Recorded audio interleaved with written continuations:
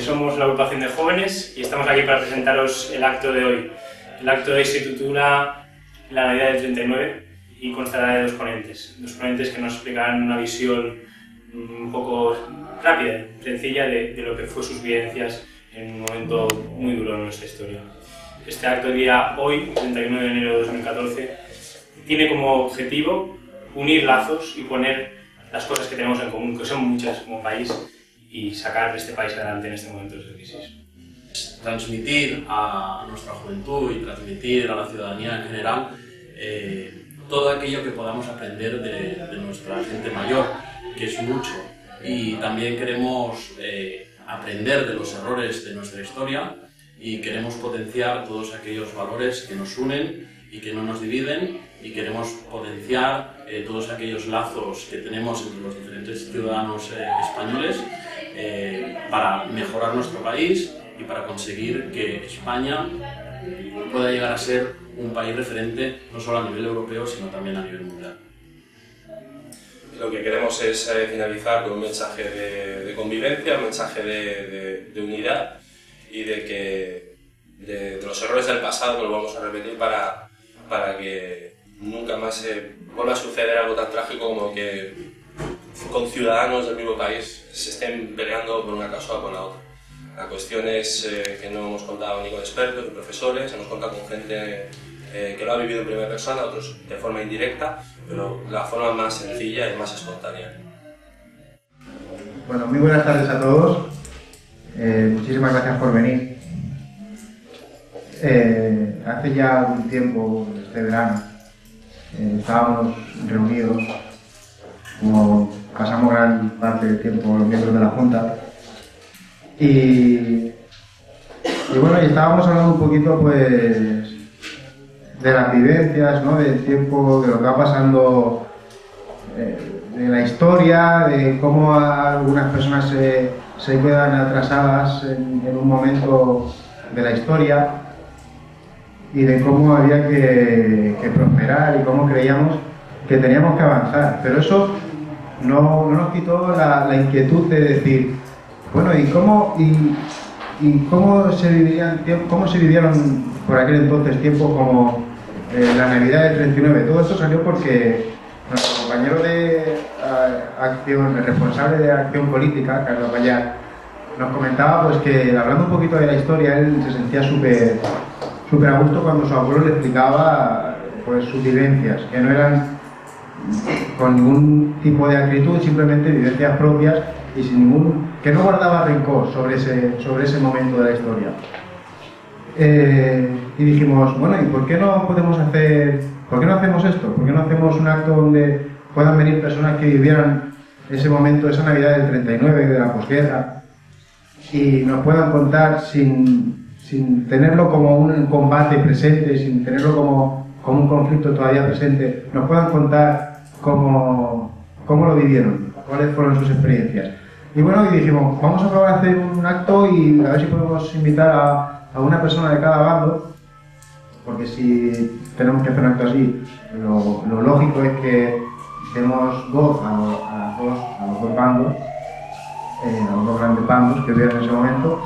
Y bueno, pues se quedó un poquito ahí en el aire y hasta hace relativamente 2 semanas pues no acabo de gestar. Y hace 2 semanas el compañero de Acción Social, Javier Medero, dijo, mira, aquello que hablamos este verano ya lo tengo ya bastante claro, ya lo tengo el proyecto y pues adelante. Bueno, pues la verdad es que todo esto que vamos a hacer, como veréis, es sin ningún tipo de acritud, sin ningún tipo de... simplemente que 2 personas que en ese momento se encontraban en puntos completamente opuestos, ideológicamente, pues hoy van a venir a hablar, a relatarnos, pues, cómo fueron sus vivencias. Desde la amistosidad, desde que eso ya ha acabado, ya no estamos en ese conflicto y bueno, creo que es un punto muy importante. En este sentido, pues tenemos que agradecer la presencia a dos jóvenes veteranos ya por la edad, siguen siendo jóvenes mentalmente, pero son veteranos, que es Nuria Llenás, que saldrá ahora, y Pepe Torres. Pido un aplauso para ellos, por favor.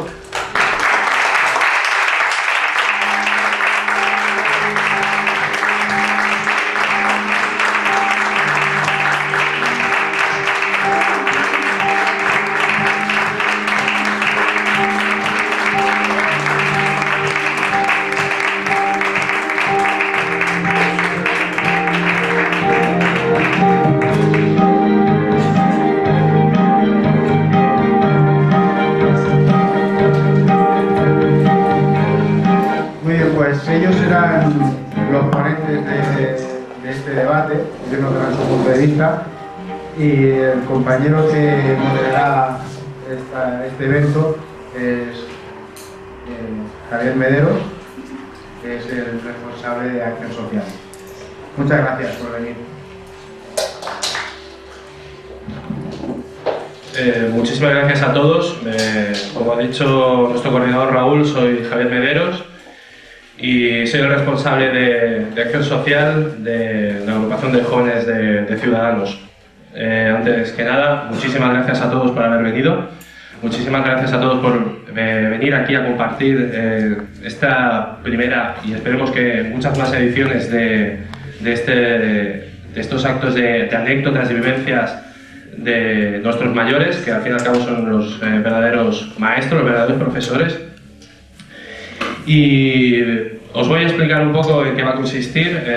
Raúl ya ha hecho un pequeño avance, pero básicamente lo que vamos a hacer ahora es que ellos dos se van a presentar y van a hacer la exposición inicial sobre las vivencias, anécdotas y ocurrencias, todo lo que vivieron durante la etapa de unos de la guerra civil y otros de la posguerra, pero influidos por el pensamiento o la influencia misma de la familia, tanto de un bando como del otro. No vamos a posicionarnos ni vamos a hacer apología de ningún lado de las dos Españas, sino que va a ser lo más cercano posible para que todos podamos poder acercarnos un poco a lo que ellos pudieron sufrir, a lo que pudieron vivir en su momento. Y nada, esperando que os pueda gustar. Más adelante veréis que os han repartido un boli y unos papeles, es para hacer un turno de preguntas que después los compañeros recogerán para poder leerlas. Y ya sin más dilación, pues le doy paso a nuestra vamos a empezar por las damas. Y aquí a mi izquierda, nunca mejor dicho, tenemos a Nuria Llenás, que yo no voy a presentarla porque lo va a hacer ella. Así que, todo tuyo. Pues eso, ya lo ha dicho. A ver, eso. Mira, que es lo que me mete. ¿En qué lío, hijos? Bueno, ya lo que cuento yo. Sí, exactamente. Soy Nuria Llenás.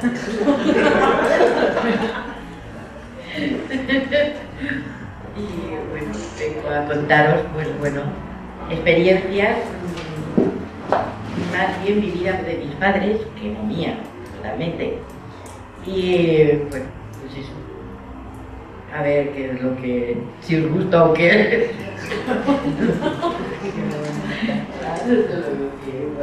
Podrías haberte presentado, decir en qué año naciste, en qué lugar. ¿En qué lugar naciste? En Barcelona. A ver, nací el 37. Nací el 37. De diciembre, el 17 de diciembre. Entonces, ya dejamos de risa, me llamo Nuria Llenás y bueno, soy hija de unos señores que vivieron la guerra y que lo pasaron muy mal. Entonces yo me quedé sin padres, me criaron los abuelos y a partir de ahí todo lo que yo sé es porque mis abuelos me han explicado la vida. La posguerra yo no la pasé muy mal, la pasé bastante bien, dentro de lo que cabe.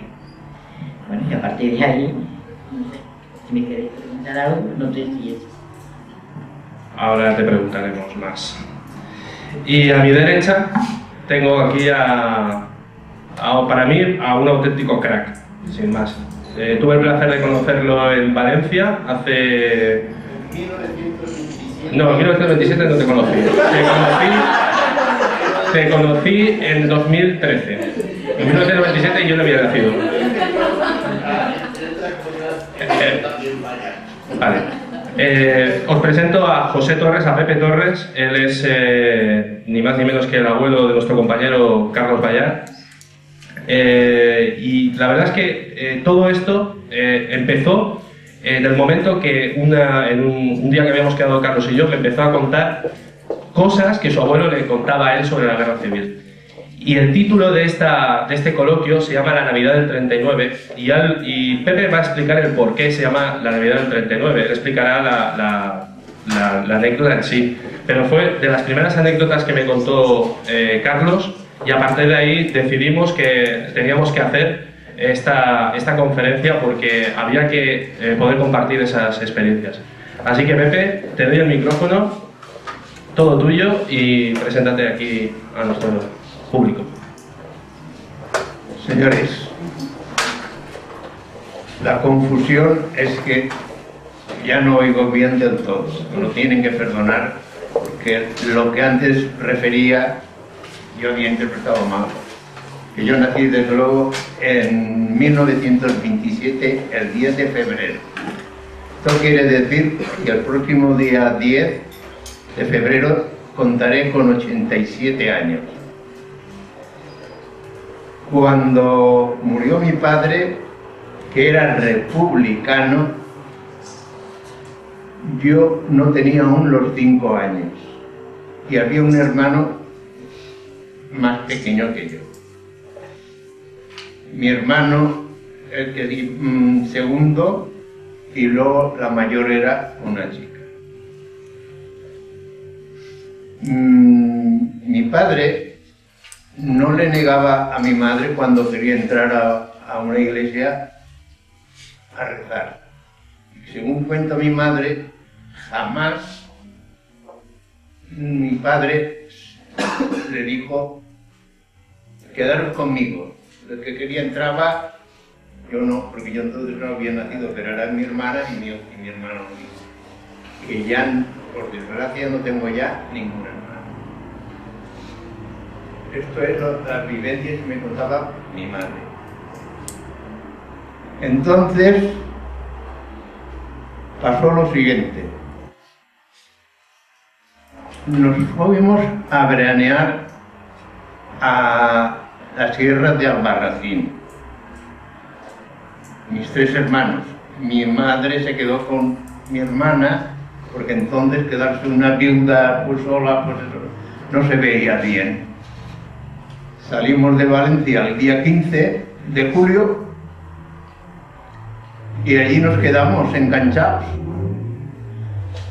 Y unos profesores y un profesor de aquí de Barcelona y 5 estudiantes estaban ahí también enganchados, porque no había forma de moverse.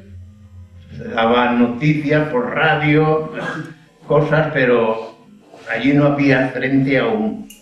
Solamente que unas veces llegaban los milicianos y otras veces llegaban los falangistas y otras veces la Guardia Civil, y el pueblo estaba atemorizado. Poco a poco, ya el que era más de derecha pues se bajó hacia Teruel, iban voluntarios, y otros que eran de izquierda se bajaban a Valencia. Pero por las noches tanto miedo tenían que salían las dos, podríamos ver las dos tendencias, se salían al campo, porque tenían miedo de que les pasara cualquier cosa, por rencillas. Total, que mi madre había ayudado mucho a la portera, que tenía 3 hijos, y pasaban bastante hambre. Y como mi madre también venía de cuna muy humilde, sabía lo que era eso. Y les daba mucha comida y les daba ropa. Entonces esta señora era del Partido Comunista. Y mi madre, pues claro, un mes sin saber de nosotros, todo el julio, después todo el agosto, y empezó a mover la portera, los hilos, para que le hicieran a mi madre el salvoconducto. Fueron a varios sitios y no solo daban, pero esta mujer dice, usted será siempre para mí doña Julia, pero yo la voy a presentar como la camarada Julia. Y la portera consiguió un salvoconducto para mi madre y para mi hermana. Pero tenían que ir acompañados con uno de la CNT y otro de la UGT. Los dos se llamaban Juan. Lo que pasa es que uno era Juanito y el otro Juan. Juanito del barrio Carmen lo conocían per Sultamorts, porque andaba en la Pepa, que era cuando se pegaba uno o se pinchaba, andaba en chutugar y entonces andaba en un caballo y un coche gris y ahí posaven a la persona que se veia. Vinc a contar això perquè després de vindre ma mare, que gràcies a ella se pogueren vindre 6 catalans, vingué l'ordre de que havia que incautar-se de les fàbriques. Nosaltres teníem una fàbrica xicoteta que ma mare i ma pare s'havien portat molt de treball aconseguir-la, i entonces ma mare demana un inventari. Quan s'acabara la guerra, el govern li pagara la seva indemnització per la contribució. Els empleats se posaren a comptar i entonces vingueren altres més xulos i digueren, què esteu fent? És que la viuda de Torres vol un inventari. Total, que estos diguin, vostè no conteu més, vostè ja ha sigut la mà prou de temps. Ma mare, que havia anat molt poquet al col·legi, però tenia molt de geni i sabia el seu terreno i el seu dret, li digué, escolta, això, si no me fan un recibo de lo que vostès arrepleguen, vostès no venen a encautar-se, vostès venen a robar-me, que jo tinc 4 menors. I li digueren, per menys de lo que vostè ha dit, altres han portat al Saler. El Saler era un vegano de ti. Bueno, i els puestos més. Però ma mare digue, per menys el que jo he dit que demanen un inventari, vostès, a més de lladres, són asesinos. Sarmai i la Mari Morena, i el que tenia l'empleat més socialista de tots, que recordi que li diuen senyor Santos, i entonces tenia 9 anys. És el que la va defendre. Els més 3 empleats, com no la deixaren treballar a ma mare, se n'anaren de la fàbrica.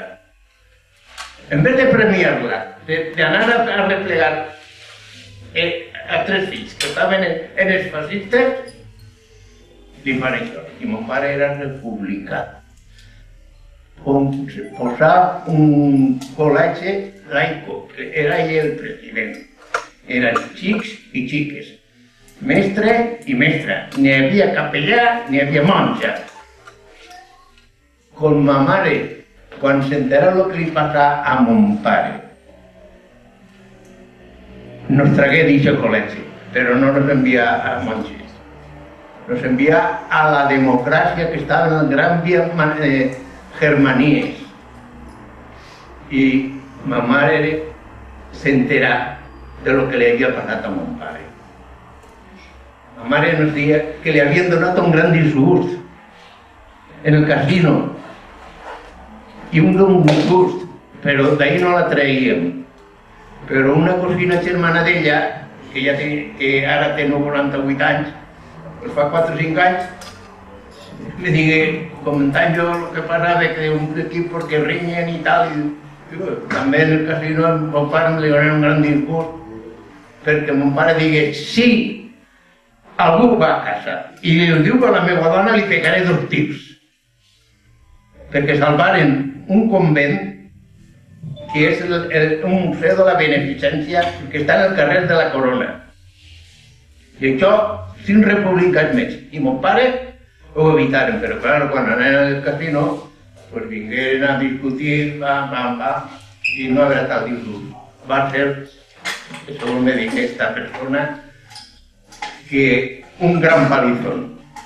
Total, que ma mare, en la època de Franco, anà al notari i digué que ella volia ser soterrada en el cementeri que entonces era civil per estar en el seu marit.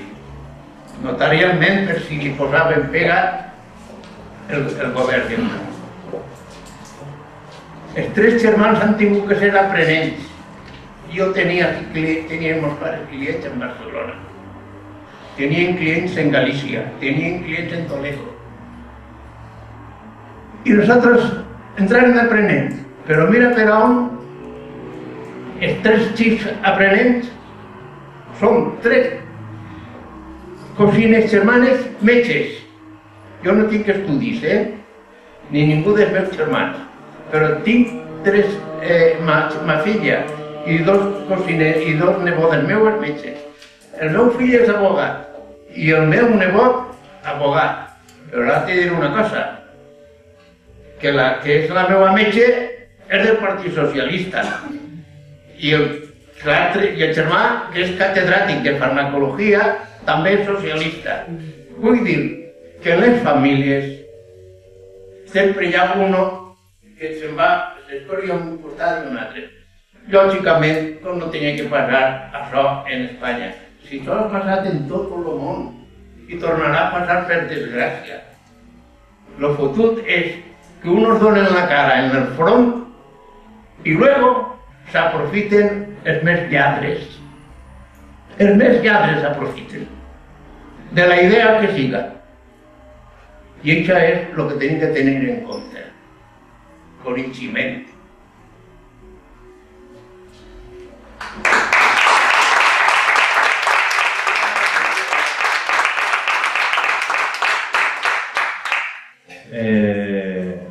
Ahora seguiremos contigo, Pepe. Ahora seguiremos contigo. Gracias por esta primera exposición. Y ahora yo iré lanzando unas preguntas, ¿de acuerdo? Pero antes de eso, yo quiero que nuestra invitada, Nuria, que tenemos la simpatía. Sí. Gracias. Está a la vista. Yo lo que quiero ahora, Nuria, me gustaría que hicieras también una exposición como la que acaba de hacer Pepe, y sobre todo me gustaría que... ¿Estás cómoda? ¿Estás bien? ¿Necesitas algo? ¿Nada? ¿Bien? ¿Todo bien? Vale. Pues te cedo el micro y adelante con la exposición. Cuando acabéis empezaré con el turno de preguntas que tenemos preparados nosotros y después pasaremos al turno de preguntas que se hará desde el público, ¿de acuerdo? Pues Nuria, venga, te viene el micro. Bueno, yo soy nieta y hija de un separatista catalán, dirigido por señor Macià. A Francia. Bueno, pues de ese señor. Pues resulta que ya venía de años mi abuelo paterno, no podía ver a los castellanos. Odiaba totalmente a los castellanos. Hasta el punto de que Macià hizo un grupo de, bueno, no sé cómo se explica eso, de gente, les dio un poder para que por distritos, cogieran unos distritos y para que, vaya, que los castellanos no se hiciesen de las casas, vaya. A ver, mi abuelo cogió Hostafrancs, Sants y Covilhã y la Torrassa. Y bueno, esa parte de... Entonces consistía en coger, mandar gente con palos a las estaciones para que cuando venían los castellanos a trabajar, a palos los volvieran otra vez a su sitio, al tren, y que se volviese. Eso no sé cuántos años estuve, cuánto tiempo duraría, eso no lo sé, pero que bastante, porque sí los castellanos estuvieron mucho tiempo, pues bueno, los mandaban a palos, pero ellos volvían, está claro. Y hasta que llegaron a ser listos, y dijeron, bueno, pues ni nos bajamos en Sants, ni en Hospitalet, ni en la Torrassa, que están las estaciones de trenes. Nos bajamos en Lérida. Y entonces se bajaban en Lérida. ¿Qué pasaba? Que venían andando los castellanos y, bueno, en Lérida y en toda esa parte eran valleses, y entonces ellos pedían trabajo, trabajaban, y a consecuencia le iban dando de comer por su trabajo. Al cabo de unos días cogían fuerzas y se venían para Barcelona. Ya la gente se olvidaba, se creían de que estos ya no llegaban, así ya están en Murcia. En aquella época eran los migrantes más fuertes, eran los murcianos. En uno de esos emigrantes vinieron mis abuelos maternos. ¿Qué pasó? Que ese señor su hijo se enamoró de una murciana, imaginaros vosotros la que se dio. El caso es, bueno, que hicieron hasta que estalló la guerra. El abuelo materno estaba enfermo y no lo tocaron, mira. Pero sí que sus hijos fueron los que salieron con el fusil, ellos muy valientes, a hacer guerra por ahí. Entrar por las casas y a decir, aquí estamos nosotros. Para que, bueno, ya sabéis todo lo que hicieron. Unos hicieron menos y otros hicieron más. Yo me tiro porque, como era mi padre, pues creo que fueron los que hicieron menos. Espero que eso fuera así. Bueno, enredaron a estas pobres criaturas diciendo que esto sería, pues eso, lo que están diciendo ahora, un país, y que, bueno, que esto sería una maravilla. El señor Macià es lo que les decía. A la juventud las estaba enredando como está enredando ahora. Y estalla la guerra. Lo primero que les hace es ponerles un pañuelito rojo y un fusil. Ya nada. A patear las calles y a todos los castellanos o a todas las casas que hay una virgen y tal, pues a por ellos. A los que que tienen comercios, cargarlo.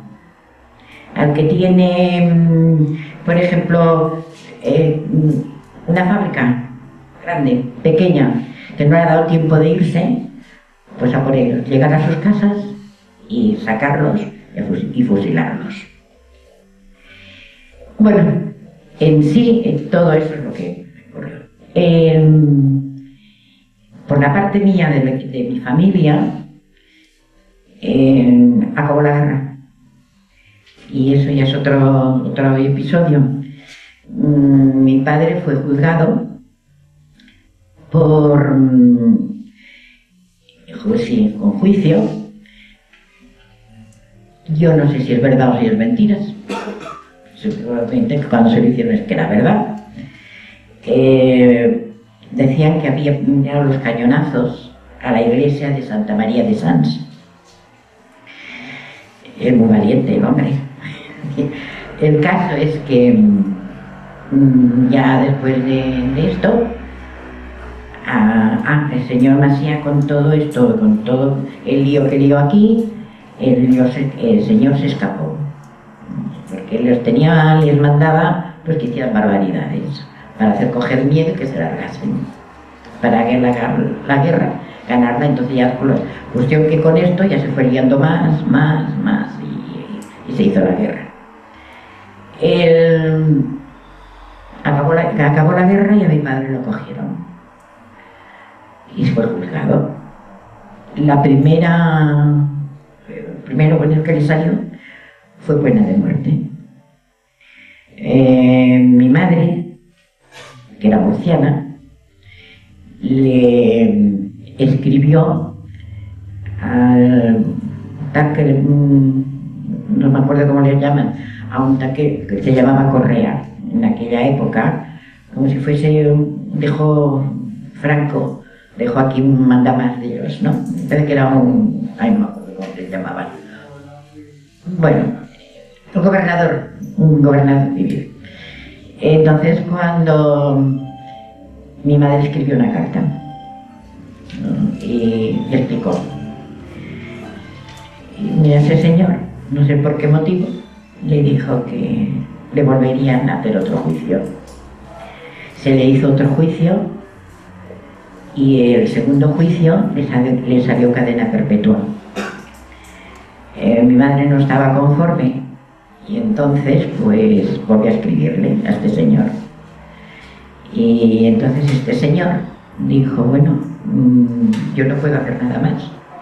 2, te voy a hacer que le hagan otro. Pero el último, tienes que hacer que te venga alguien, o un testigo, que de lo que se está juzgando a tu marido, que eso no sea así. En la hora, en el día, la hora, tal. Efectivamente. En mi familia, mis abuelos tenían unos amigos que la señora, ese matrimonio, era un matrimonio que tenían fábricas. Y a esta señora, amiga de mí, que tenía las fábricas y tal, en guerra le sacaron al marido de los trabajadores y lo fusilaron. Entonces esta señora, cuando acabó la guerra, tenía mucho poder, pues entonces mi madre pues fue y le dijo, mire, no digo los nombres ni apellidos, me pasa esto porque aún la familia está, y entonces ellos que la querían mucho, y le dijo la señora, bueno, voy a hacer algo por vosotros, voy a ir yo de testigo. Va a venir de testigos, y fue la señora el testigo. A la hora de volverla a juzgar, esta señora dijo, se sentó y les dijo que perdonaran de que los 2 juicios que se les había hecho anteriormente, que ella no estuviese ni hubiese ido, y porque tenían que pensar que ella era una mujer católica, por consecuencias de la vida, le habían fusilado a su marido, pero que ella conocía a mi padre de pequeño, de jovencito, que era una gran persona y que no es cierto de lo que estaban diciendo, porque en ese momento que se le acusaba a mi padre tirando los cañonazos a la iglesia, era mentira, porque estaba acostada con ella, y eso salvó la vida de mi padre. Con todo eso lo mandaron a Madrid, y en Madrid pues no pudo venir, hasta iba viniendo, con todo eso estuvo en las cárceles de Madrid unos 8 meses, no llegó al año, pero no pudo venir a Cataluña, nada más. Con el tiempo le dieron permiso para que viniera a ver a su madre, o a mi madre, o a su esposa, o a su madre, le daban permiso. Hasta en el 51 o 52, no me acuerdo muy bien, ya lo perdonaron. Y ya, que se salvó, vaya, ante todo. Pero mi madre no, mi madre murió. Bueno, pues esa es la historia mía. ¿Qué tal la posguerra? La posguerra la viví bien. Hambre no pasé. No pasé porque me crié con mis abuelos. Y yo tenía mi abuelo, que era un hombre que se buscaba muy bien la vida. Y él, pues, en guerra y después de guerra, se iba a los pueblos a cambio de trabajo y que le dieran comida. En sí, yo nunca, siempre había comida en casa. Sí que tenían que ir con mucho cuidado porque los vecinos, si veían que se comía, pues te denunciaban porque eras del otro bando y cosas de estas. Pues todo, esa ha sido mi vida, bueno, la que sé yo de republicana y de sobre todo separatismo. El separatismo no sirve para nada. El separatismo es para que vivan 4 sinvergüenzas y nada más. Pero enredan, que es lo que le están haciendo a todas las criaturas. Que después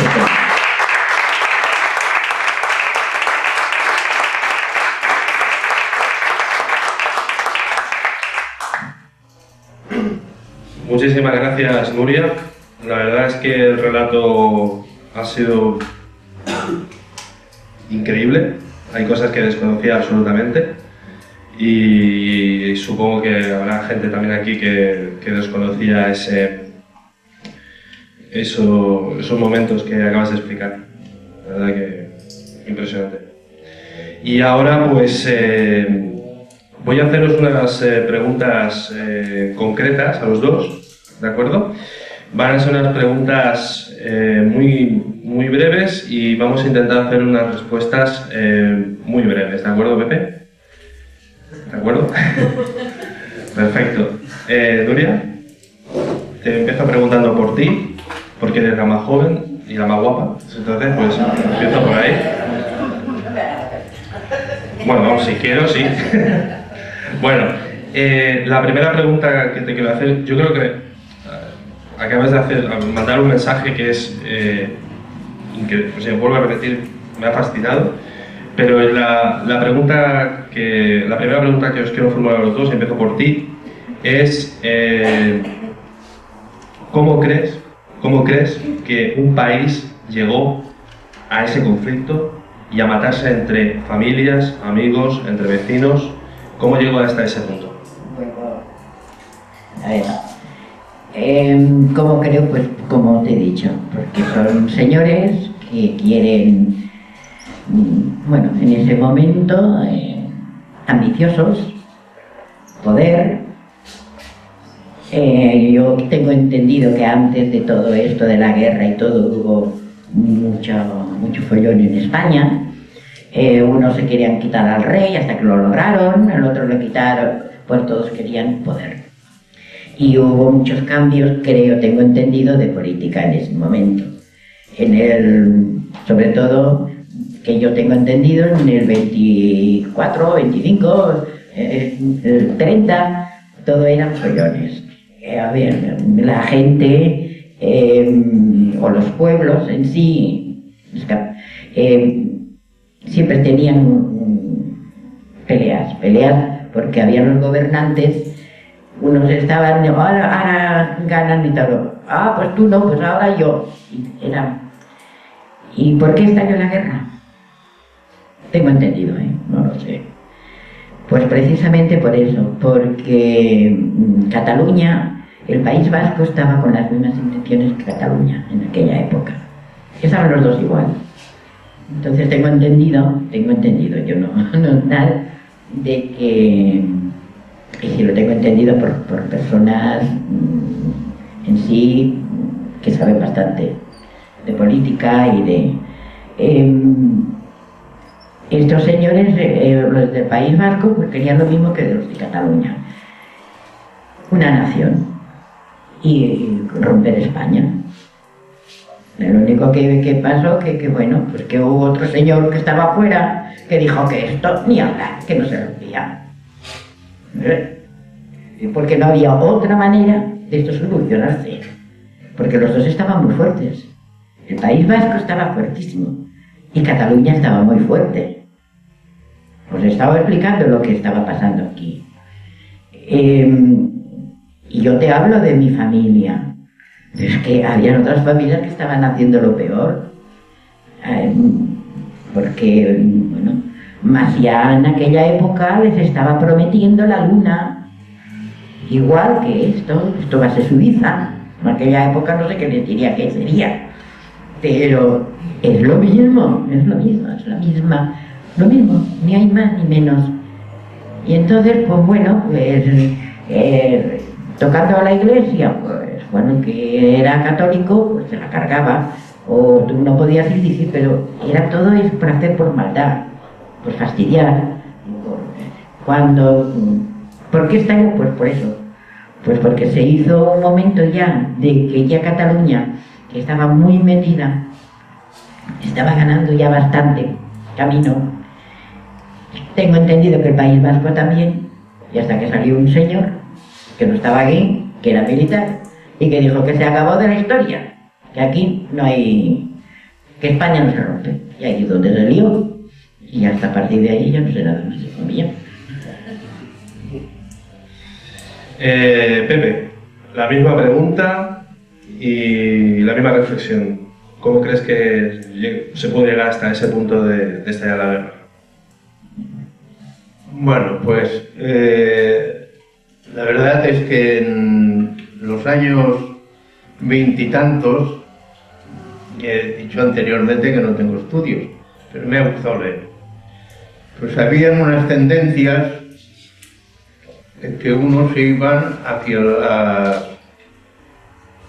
la parte de la URSS, que era el Partido Comunista, muy importante en varias naciones de Europa, como Francia, como en Alemania mismo, en Italia también hay muchos comunistas. Entonces, habían desacatos porque se pasaba mucha necesidad. La gente pasaba hambre antes de la guerra. Habían unos sueldos muy bajos. Yo he presenciado que cuando en el barrio del Carmen, que era un sitio de trabajadores, que había muchos artesanos, un entierro, tener que recoger vecinos e ir recogiendo dinero para enterrarlos. Esto lo vi por primera vez en 1934. Yo vi recoger dinero para enterrar a la gente. Si vamos a tiempos más remotos, según cuenta Blasco Ibáñez, que nació en Valencia, pero que sus padres eran aragoneses, enfrente de la lonja de Valencia está la iglesia de los Santos Juanes. Y hay una cotorra grandísima y bajo tiene una bola más o menos de este diámetro. Y venía gente de Teruel con un niño pequeño del Bajo Aragón y le decía: hijo mío, estate pendiente que de esa bola, cuando se abre, caen monedas de oro. No quites la vista para nada, porque tienes que estar atento para ir a recoger monedas. El padre, cuando el chiquillo se descuidaba, se lo najaba, que es que no quería al hijo, que no podían comer. Y como entonces igual se juntaban con 7 o 9 hijos, pues ya cogieron eso de que a Valencia, y luego gente, unos con más interés, otros más piadosos, los cogían, los alimentaban, pero a trabajar, a hacer cosas para la casa, y esos niños iban creciendo, pero luego llegó un momento que casi todos los sitios de comercios buenos de Valencia eran aragoneses. Llegaron gente con mucha hambre, pero ya descendientes de esa gente montaba buenos establecimientos. En la plaza del ayuntamiento, que ahora se llama ayuntamiento, que yo le he conocido Emilio Castelar cuando he tenido curso de razón. Después, al terminar la guerra, era la plaza del Caudillo. Después, País Valencià, plaza del País Valencià. Y ahora, ya por fin, plaza del ayuntamiento. Se ha acabado votando, porque el ayuntamiento está allí. Bueno, pues había una casa que se llamaba Barrachina. Cuando todos los jugadores fueran del Bilbao, del Español, de Sevilla, esa casa estaba frecuentada para tomarse una cerveza, porque allí se reunían muchos comerciantes en esa casa barrachina, y eran de Aragón. Y la casa que yo entré de aprendiz, que era muy importante, esa casa, de la más importante en géneros de punto, camisería y confección, eran de un pueblecito que se llama Sarrión. Y montaron un emporio. Bueno, pues han arruinado. Están en la ruina. Porque ha venido los Corte Inglés, ha venido esto, ha venido el otro, y esos hicieron una mala operación con una empresa de aquí de Barcelona que se llamaba Paz y Cúquero, y hicieron un contrato que nada más le podían comprar que a él, y aquello fue un desastre. Yo me opuse a ese sistema, y con mi jefe, Pepe, no había nadie discutido. Pepe, perdona. Es que a lo mejor nos hemos desviado un poco de la pregunta que había hecho. Eso es porque las neuronas ya patinan. Pero No, dime. no patinan. Es interesante lo que estás explicando de tu infancia en Valencia, pero pregunta muy rápida, ¿vale? Te vuelvo a formular la pregunta y respuesta también muy breve. Y pasamos a la siguiente pregunta, ¿de acuerdo? Y después de esta pregunta haremos un parón de unos 2 minutos aproximadamente para que podáis acabar de hacer las preguntas que queráis y las pasaremos a los ponentes. Pepe, rápidamente, ¿cuál crees que fue el motivo y cómo se llegó hasta el conflicto? Yo no lo puedo saber Lo porque que sea, tenía ¿no? 9 años. Y mi madre tampoco, porque si no nos hubiera mandado fuera. El pueblo español no lo sabía, lo sabían unos cuantos, tanto de la derecha como de la izquierda. Pero el pueblo llano no lo sabía. Y yo, dadas las circunstancias, que celebré la Navidad del 39, porque de 19 combatientes en un bando y en otro, que habían hermanos que estaban en diferentes trincheras, solo murió uno, primo hermano de mi madre, o sea que tío segundo mío. Y como yo no había tenido ocasión de tener Navidades, porque mi padre murió en 1931, el 25 de octubre, pues yo a los 12 años pude comer cosas que, como te diré yo, estábamos tan disparatados, matándose unos a otros, bombardeos, y en fin. Otra cosa. ¿No suena igual la sirena cuando vemos una película de los americanos o de los alemanes que la sirena cuando sabes que van aviones y que te tiran castañazos? Nosotros, los vecinos mayores, personas, hicieron un refugio y yo vivía, pues en ese caso, con mi abuela, que era 4 pisos, pero los antiguos. Ahí te cansabas de subir. Una noche sonaron 5 veces las alarmas y otras 5 para que ya se había terminado. Pero a la sexta dije, no me levanto de la cama. Y tenía yo entonces, pues 11 años. Estaba hasta el gorro. Hasta el gorro. Muchas gracias, Pepe, de verdad.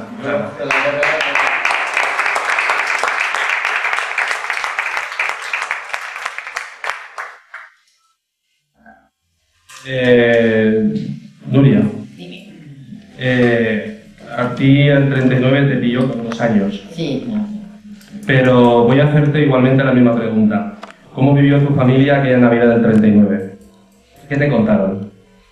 Si quieres que te diga la verdad, no me contaron, no sé. Online. No lo sé. ¿Fue el año en que acabó la guerra, tan solo unos meses después de haber acabado la guerra? Pues no lo sé. No lo sé cómo lo vivieron. Supongo que como todo el mundo, alegre, contentos y felices. Por haber acabado la guerra, no lo sé.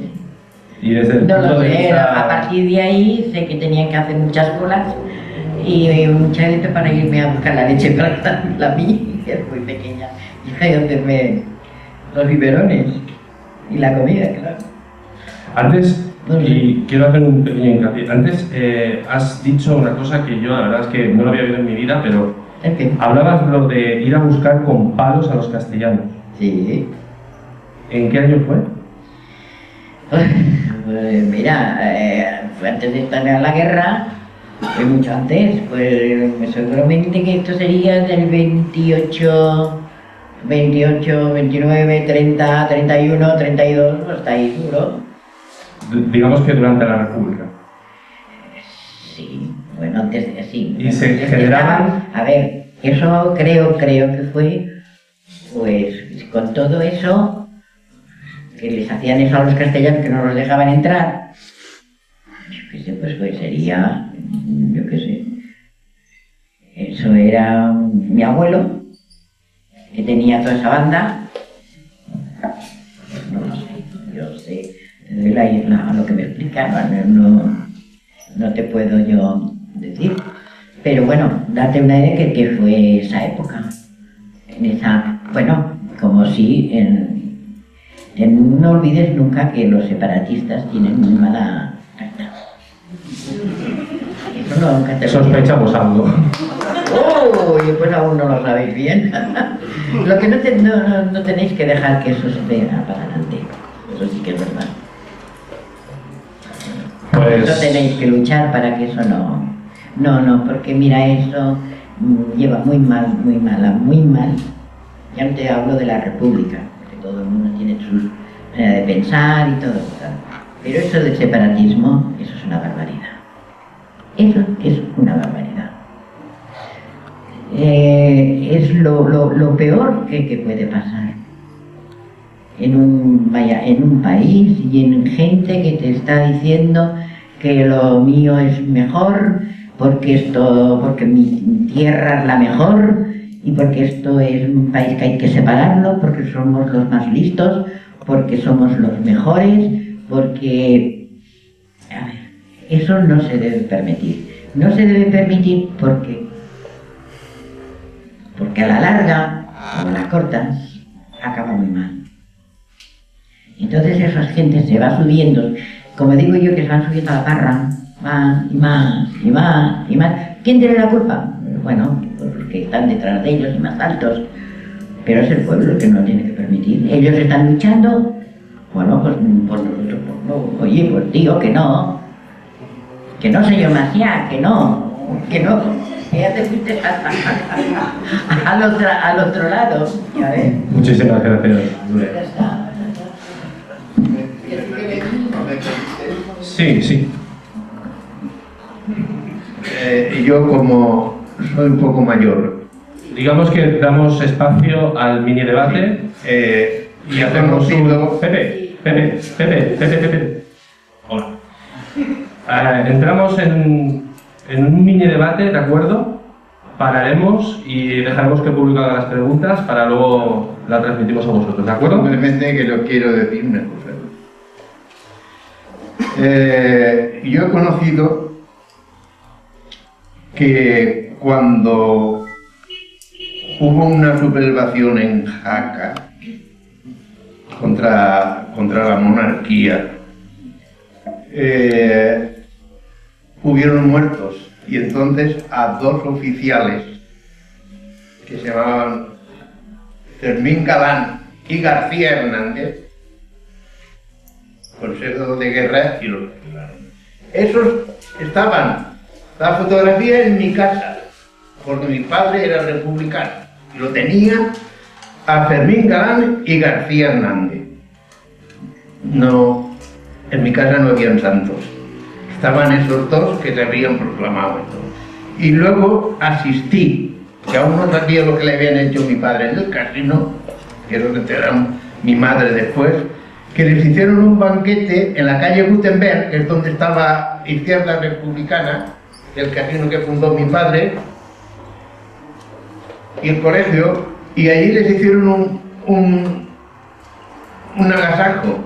Yo como si estuviera viendo las mesas, habían fiambres, parecillos, copas, bueno, y cantaban una canción que no sé si tú la habrás oído.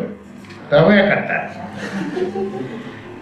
Decían así: viva los presos de Jaca, viva Galán y García, viva los republicanos, ¡aupa! Y abajo la monarquía.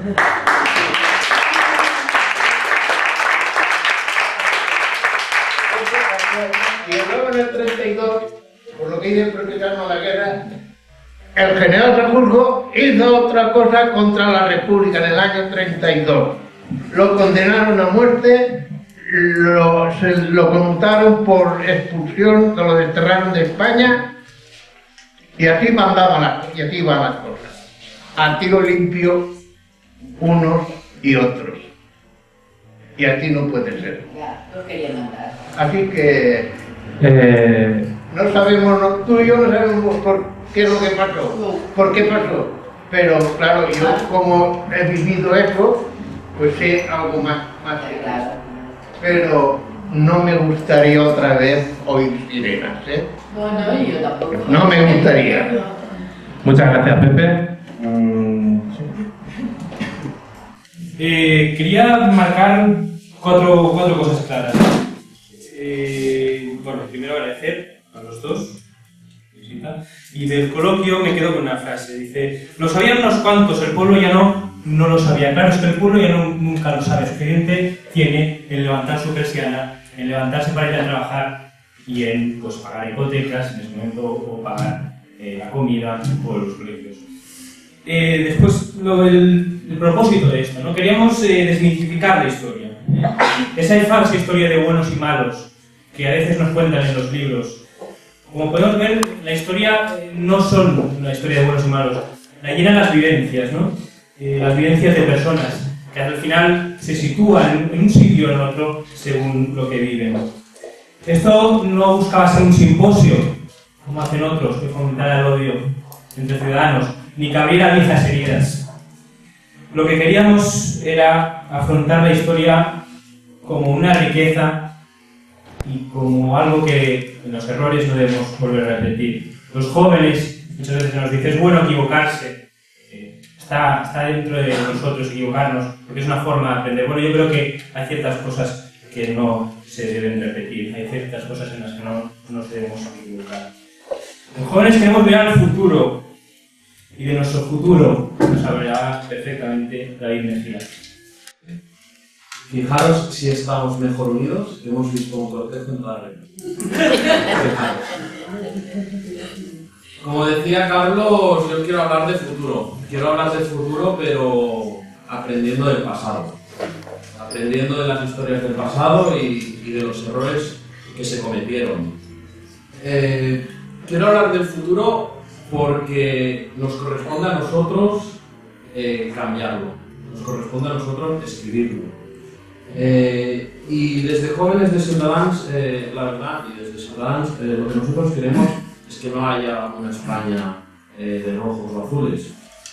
Lo que nosotros queremos desde Ciudadanos es que no nos digan si somos ciudadanos de primera o ciudadanos de segunda por hablar una lengua u otra. No nos digan en qué idioma tenemos que educar a nuestros hijos, sino que tengamos precisamente nosotros, los ciudadanos, la libertad de escoger cómo queremos educar a nuestros hijos. Como partido siempre hemos promulgado que tenemos que enfatizar todos aquellos puntos que nos unen. Hoy hemos podido ver y hemos podido escuchar dos historias de dos personas que vivieron una época trágica en nuestra historia, de un lado y del otro. Pero también hemos podido escuchar que entre ellos, y seguramente entre otros muchos ciudadanos españoles, había muchos puntos en común. Estos puntos en común son los que ahora, en una época que vivimos difícil, con gente que quiere poner encima de la mesa todo aquello que nos divide y no lo que nos une, tenemos que dar valor nosotros, ¿no? Y para dar valor lo que tenemos que hacer es potenciar los valores conjuntos que tenemos para mejorar nuestro país.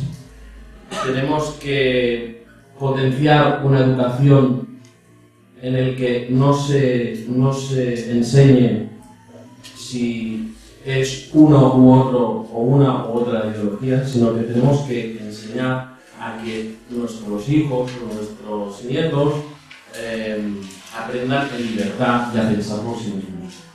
Simplemente no me quiero extender. La verdad es que ha sido un placer poder escuchar estas historias de una época que, como bien decían ellos, tiene que quedar en el pasado, que ellos mismos nos han dicho que tenemos que mirar el futuro, y este futuro lo tenemos que forjar todos juntos, mirando hacia un mismo horizonte, y yo os animo a luchar para que aquellas personas que nos quieren dividir no puedan salirse con lo suyo. Muchas gracias.